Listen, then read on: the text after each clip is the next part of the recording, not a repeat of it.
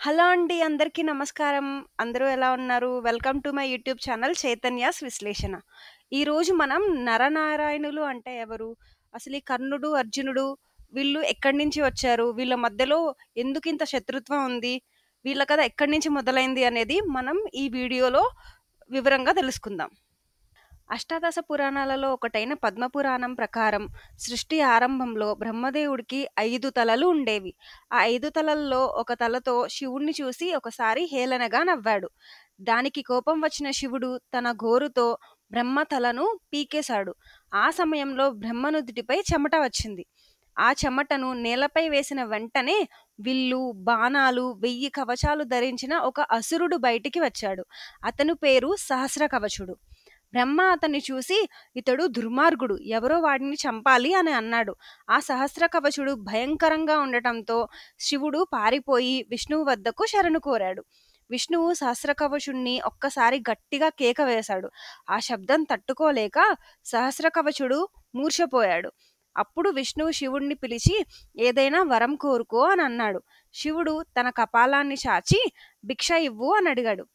విష్ణువు తన చేతిని ముందుకు చాపగా శివుడు దానిని శూలంతో కోసేశాడు. విష్ణువు చేతి నుంచి రక్తం ప్రవహించి శివుడి కపాలంలో పడింది. ఆ రక్తం 50 యోజనాల పొడవుతో అగ్ని జ్వాలలా ప్రవహించింది.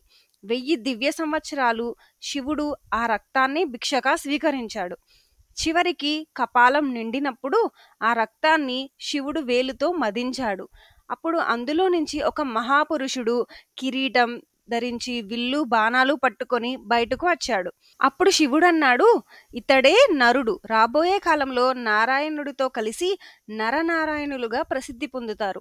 అసుర సంహారం చేస్తారు. ఈ నరుడిని దేవతలే ఓడించలేరు అని అంటాడు. విష్ణువు ఆశ్చర్యపోయాడు. ఈ మహాపురుషుడు నమస్కరించి, ప్రభు, నేనేం చేయాలి అని అడిగాడు. అప్పుడు విష్ణువు, శివులు కలిసి మూర్ఛపోయి ఉన్న సహస్రకవచుణ్ణి చూపించి ఇతన్ని ఓడించు అని ఆజ్ఞ ఇచ్చారు. వారు అదృశ్యమైపోయారు. తర్వాత నరుడు సహస్రకవచుని మధ్య భయంకరమైన యుద్ధం ప్రారంభమైంది. ధనుసుల శబ్దం ముల్లోకాల్లో ప్రతిధ్వనించింది. వారి పోరు 2 దివ్య సంవత్సరాలు కొనసాగింది. ఆఖరికి నరుడు తన అస్త్రాలతో సహస్రకవచుని కవచాలను ఒక్కొక్కటిగా బద్దలు కొట్టాడు. బ్రహ్మదేవుడు ఆ సంగతిని విని ఈ జన్మలో నరుడికే విజయం దక్కుతుంది అని చెప్పాడు. దాంతో నరుడు విజయం సాధించాడు. ఈ కథ ప్రకారం సహస్రకవచుడు తరువాతి జన్మలో అంటే ద్వాపర యుగంలో కర్ణుడు అయ్యాడు. అలాగే నరుడు తరువాతి జన్మలో అర్జునుడు అయ్యాడు. అందుకే మహాభారతంలో వారిద్దరి మధ్య మహాయుద్ధం జరుగుతుంది. ఈ సహస్రకవచుడికి నరుడికి మధ్యలో యుద్ధం ఎలా జరిగింది, ఏ ఏ దేవతలు వీళ్ళకి సహకరించారు అనే విషయాన్ని మనం పార్ట్ 2లో వివరంగా తెలుసుకుందాం. ఈ వీడియో కనుక మీకు నచ్చినట్లయితే లైక్ చేయండి, సబ్స్క్రైబ్ చేసుకోండి, అందరికీ షేర్ చేయండి. జై శ్రీరామ్.